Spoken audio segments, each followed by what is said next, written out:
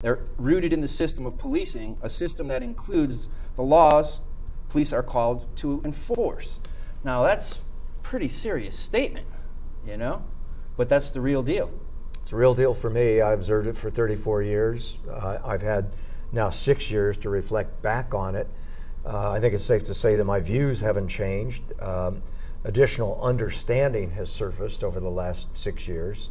I wrote the book, started writing the book in 2000, literally the day after I retired. It took me 5 years to write the thing. Yep. So you do a whole lot of thinking and a whole lot of processing of experiences, and I was one of those pack rats who kept journals and calendars that go all the way back to the beginning of my career. Right.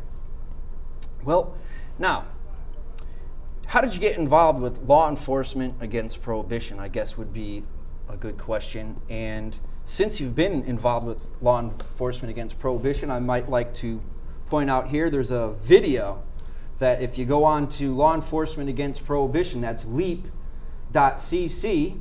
it's a 12-minute presentation. Norm's on there with another founder of the Law Enforcement Against Prohibition, Jack Cole. And you know, you can go online, check it out. You can see right there at LEAP, Law Enforcement Against Prohibition. And it says right on here, there's a little quote by Walter Cronkite: anyone concerned about the failure on our $69 billion a year war on drugs should watch this 12-minute program. You will meet frontline ranking police officers who give us a devastating report on why it cannot work. It is a must-see for any journalist or public official dealing with this issue. Walter Cronkite. So, take it away. Tell us, you know, how law enforcement, you know, became something that's important to you in your life. Well, I believe in the nobility of good police work. I have had the privilege, the honor really, to work alongside police officers of compassion, sensitivity, who reject racism, sexism, homophobia, misogyny, as you suggest, and who go about their day-to-day work in a way that would make us all proud. The thing that really bothers me about those good cops is that more often than not, they are successful or effective despite the system and in spite of some very awful laws that they are expected to enforce. So my gravitation toward LEAP is really a product of recruitment by Jack Cole. Jack was one of 4 founders of this organization. Back in 2002, he and several colleagues were sitting around enjoying their drug of choice, which was alcohol, and they were all sort of musing and reflecting on the fact, number one, that they had never met anyone under the influence of marijuana who was violent. And they had all met, as have I, as has every police officer who's been around for 5 minutes, an abundance of people under the influence of alcohol who are belligerent, if not lethal. I wrote an op-ed piece recently, and a woman blogged in response to the piece, and she said, let's say that she lives in Springfield. And she said, if tomorrow everybody in Springfield were under the influence of marijuana, I would walk out my door, I would feel completely safe. If on the other hand, everybody in that city were under the influence of alcohol, I wouldn't put one foot out the door. That's a statement that can be confirmed by every police officer in the country. Yep. So they decided we need to do something about this. The drug war is crazy. It's obscenely expensive.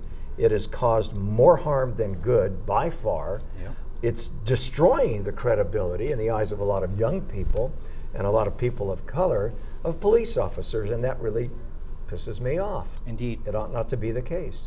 Yep. So, for the past month, you've been touring around Connecticut? And Boston and Montana and Rhode Island and Calgary and Denver and San Diego and Vancouver, and I'm losing, all in the last month. I'm losing track. Yeah, that was yesterday. No. Like we said, Norm here has been a busy man.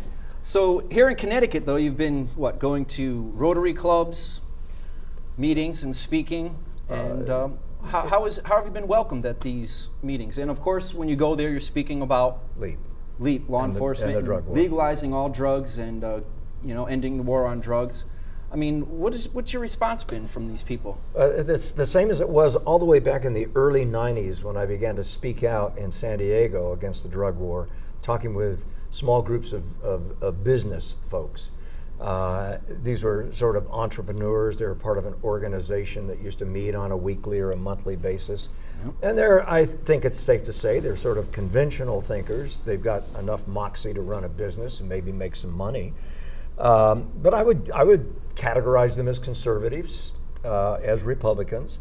And the response from them was extraordinary. And that is, my God, when you explain it this way, when we look at the economics of this system, when we come to the realization that drugs are more readily available today, at lower prices, at higher levels of purity, more available and accessible to very young children in our society than legal drugs, right, we better acknowledge the fact that this drug war has failed. It's fallen flat on its face.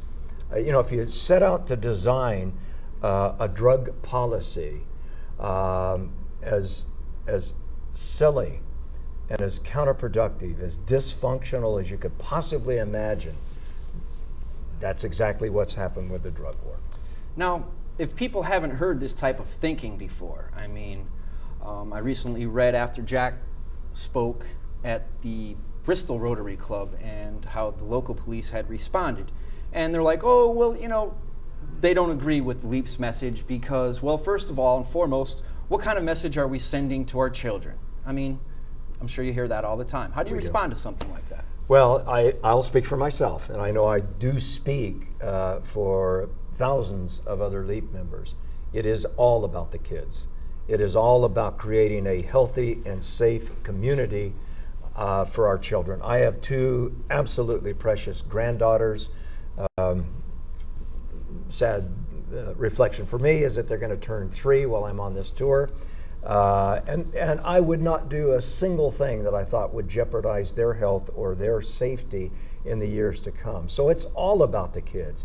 It is granting to adults the civil liberty to put into an adult's body what he or she chooses. Right. This is my body. It doesn't belong to you, or least of all, the government. So what I put into it, it seems to me, ought to be my choice. If under the influence of whatever I put in this body, including alcohol, I drive impaired, I furnish to a child, I commit any other crime, I need to pay a painful, fair, but painful price for my lack of responsibility, for the commission, really, of a crime. Absolutely. Crimes that hurt other people. That Absolutely. seems very sensible. Now, in your bio here, you had mentioned, it says, think of the war's real casualties. Now, average Joe probably thinks of the casualties of the war on drugs are the drug dealers, getting busted on the corners for selling their crack or beating each other up, or like I was telling someone about this kid who used to work for me that I found out was a little farther into the scene than I would have ever suggested going. He's in San Quentin in Jersey, or whatever that prison is in New Jersey, for double murder. Gino, you met him, You knew him, he was a smart kid, that terrible thing, and it was all about selling drugs on the street corner, literally. That kind of floored me when someone said, did you hear what happened to Gino?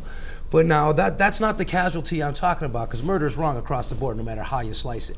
The casualties of this war are, and I'm going to ask you to, because you've seen it firsthand. I've never have. I've read about it.